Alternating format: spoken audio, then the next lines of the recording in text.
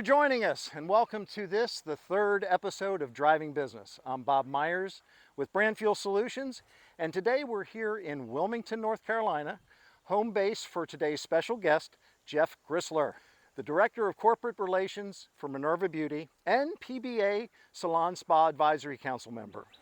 In today's drive, Jeff will give us a look at how this fast-growing salon equipment company stays on the leading edge of design, supply chain, and service. Want to hear what's behind Minerva's success? Hop on in and take a drive with us. Let's go.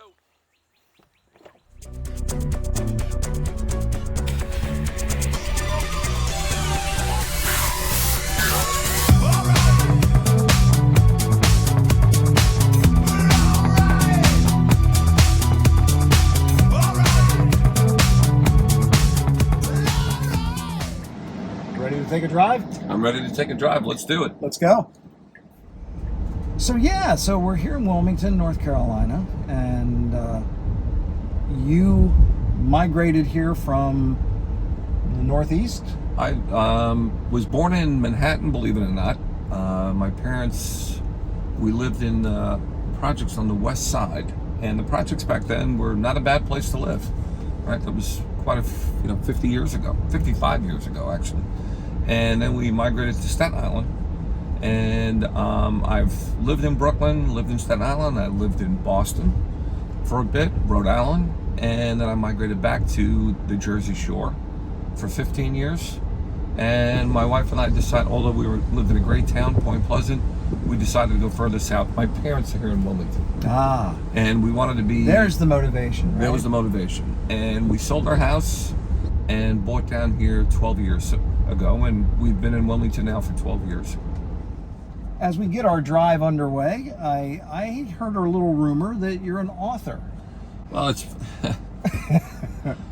my motto. I shouldn't say this on the network, Bob, but I played football in college, and I joke about it, and I always say this to people, and they get a good laugh, a good chuckle. Is that my motto was I'd rather cheat than repeat. And I guess football players were not known for being that studious back in the day. But although I did graduate college and graduated on time, but I would never have thought. I never had an interest in writing. And I remember back, probably 15 years ago, I started writing for some of the trade magazines, and just articles, business articles and different things. Mm-hmm. And one of them was the BIR report, which was tied into the BBSI. Right. And I believe Howard Hayfitz connected me with a woman named Susan Rucci. That's a name from the past. And she was the one that introduced me to writing. And I did that for a while. I wrote for Skinny Inc. I wrote for Salon Today magazine. Still do write for Salon Today magazine.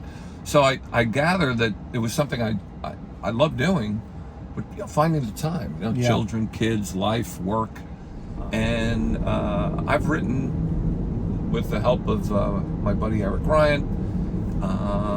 He's collaborated with me on a couple of the books. We've written 16 books together. Wow! So it's. And they sell on Amazon. 4 of them were bestsellers on Amazon.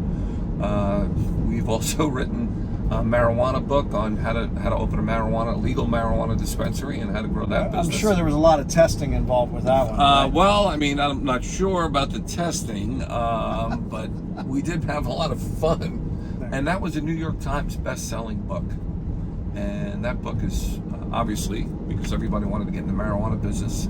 And, it's very timely, yeah. And that book has sold almost 500,000 copies. Wow. Yeah. So let's turn our attention to Minerva Beauty. What? Give me a little background on Minerva, how it started, and maybe a little bit about how it came to be. Well, Minerva Beauty basically started as a small company. The owners of Minerva Beauty had this vision that they wanted to change the way that the consumer, salon owner, independent purchased furniture. They wanted to introduce a product that was affordable, mm-hmm. Built well, and that people could change out over time.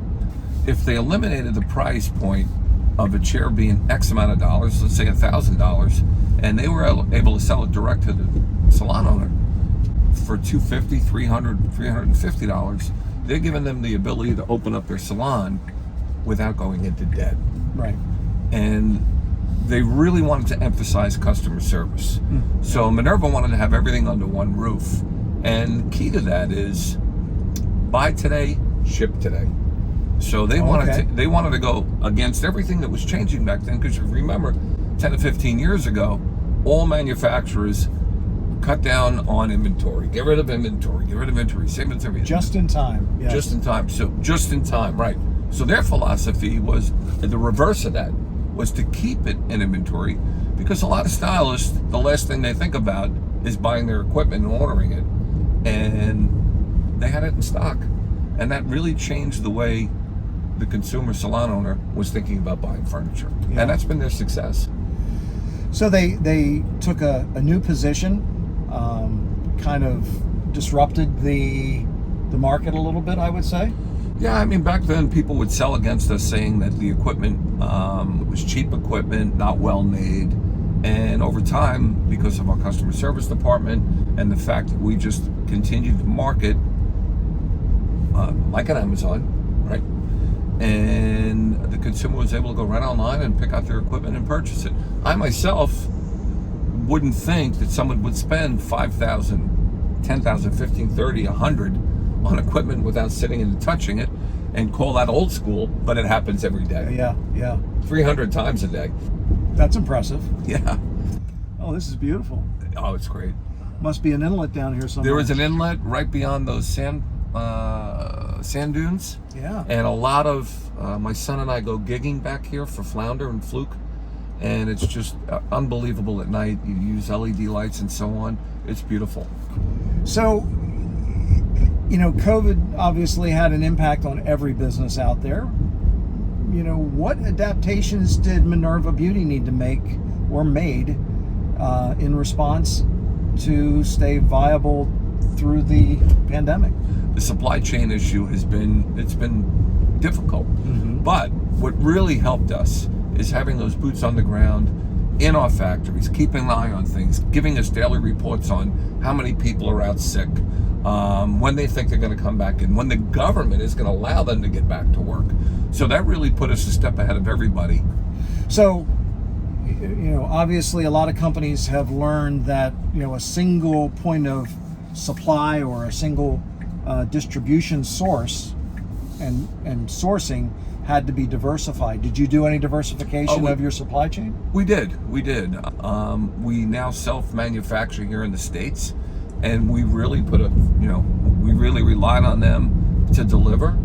Minerva has done their best to keep their model, and I guess their creed is good quality product at an affordable price with the customer service to back it up, right? And so we've managed to only raise prices once in 2 years.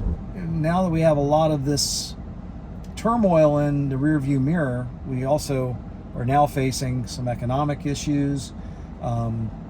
What are Minerva Beauty's big priorities right now? What are the big focus points that you are taking down the road?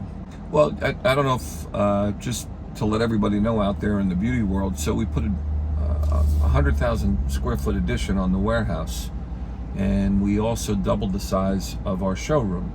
So we now currently have the largest showroom in the world. So maintaining our inventory this year and keeping our customers happy is really what the focus is going to be until things change a little bit. So the facility itself, the largest showroom in the world, right, is located where? We're in Monroe, Georgia, and we're about 50 minutes to an hour and 10 minutes outside of Atlanta. We did that for the shipping capabilities. A lot of when we were in the heart of Atlanta, it was very difficult for us to meet the need. The buy today, ship today. We could buy today, pack today, get it on a truck, but it wouldn't go out today. And by being out of the city a little bit, and out of the city limits, more in suburbia, it allows FedEx and our carriers to get to us, pick up, and get to the customer as quick as possible. So if you're around Monroe, Georgia, be sure to stop in and see our friends at Minerva Beauty. So Jeff, thank you for being with us today for Driving Business. It's been great to have you as our guest, and really it's been fun to reconnect again. Well, it's been great. I loved it. Thank you. Yes, and as a token of my appreciation, and it's become quite a tradition here at Driving Business, you get your own Brand Fuel Solutions I love cap. it. Yes. I don't know. I've never seen you with actually a cap on. So Well, I do have caps, and I do wear them. okay. Just to confirm. So now you have your own Brand Fuel Solutions cap. Thank you. Here, I'm gonna see. Let's see. So it's official that I have. There you go. I am gonna take the tag off. Though, Take Bob. that tag off. Yeah, that's it. That's been a big debate in our episodes. Yeah. So again, thank you, Jeff. I appreciate it. And if you want to learn more about what I do at Brand Fuel Solutions, you can go to my website at brandfuelsolutions.com. And if you want to learn more about what goes on at Minerva Beauty, great company, fast growing, you can go to their website at minervabeauty.com. And on behalf of Jeff and myself, thank you for joining us for Driving Business. Have a great day.